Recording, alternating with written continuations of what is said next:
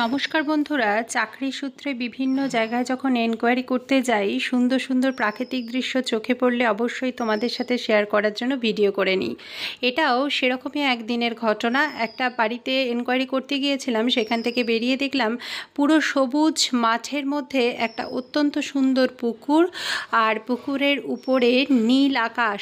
অসাধারণ লাগছে সবুজ আর নীলের এই কম্বিনেশন। পুকুরের ওই পাশটায় কিন্তু একজন বসে মাছও ধরছিলেন। এতটাই কষ্টকরভাবে এক একটা বাড়িতে আমাদের পৌঁছাতে হয়, কোথাও এক হাঁটু কাদা ডিঙিয়ে, কোথাও ভাঙা রাস্তা, সে কোনো রকমে টালমাটাল করে, কিন্তু তবুও বাড়িতে পৌঁছিয়ে এনকোয়ারি কমপ্লিট করার পর যখন এত সুন্দর প্রাকৃতিক দৃশ্য দেখি, তখন কিন্তু মনটা বেশ ভালো হয়ে যায়। এই রাস্তাটাও কিন্তু বেশ ভালোই ভাঙাচোরা ছিল, কাদা ভর্তি ছিল।